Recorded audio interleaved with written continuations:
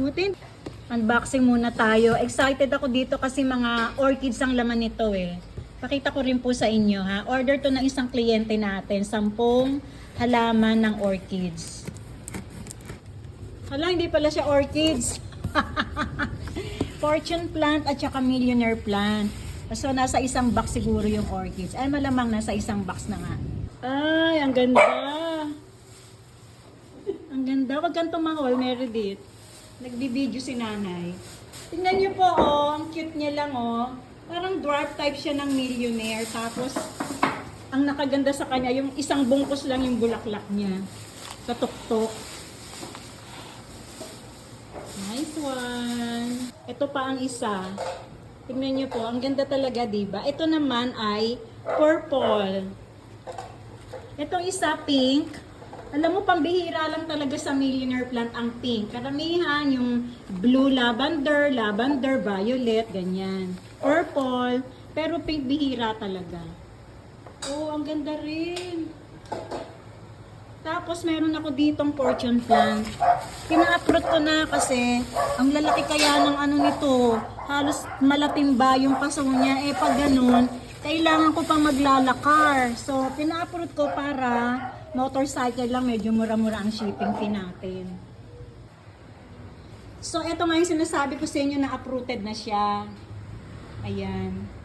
Maganda rin naman na in-uproot na ni seller kasi hindi na ako mahihirapan na mag-recut.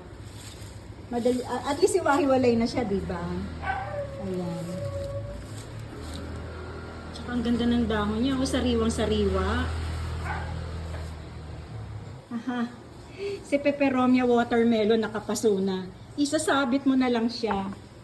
Dito na tayo sa ating second box. Ayun ang mga orchids. Ayun. Ako, naiwan na naman yung aking mga bilite. Tsaka ocean star, wala dito. But anyway, nagko-complain na kasi kulang yung delivery, no? Ito yung ating 10 orchids. Ano to eh? Order na to ng client natin. Ito maganda. Kasi buds pa lang. At least sa kanila na mag-open yung flowers, no? Mga ganyan ang tamang o-orderin mo pag o-order ka ng orchids. Wag yung yung full bloom. Hindi mo na siya masyadong ma-enjoy yung flowers niya. At least pagka mga buds pa, may aabangan ka. O, diba? Sa bagay, matagal din naman mag-bloom ito. Mga 3 to 4 months, ano pa to, naka-bloom pa yung mga flowers niya. Ito yung halaman na napakatakaw sa tubig. Umaga at hapon kung diligang ko to. So far, kaunti lang naman yung order nating halaman ngayon eh. Yung mga orchids na ipa-deliver na natin sa client at ito yung iba. At syempre, si supplier hindi yan nauubusan ng pang-freebie sa akin. O, diba? Maraming salamat sa ating supplier. O siya, hanggang dito na lamang po ang aking pagbabahagi ngayong hapon. Nawa ay nalibang uli kayo sa ating pagre-repat ng aking mga bagong halaman. Samahan niyo ulit ako bukas. May parating ako, maraming halaman. More on outdoor plants at saka mga flowering. Yan.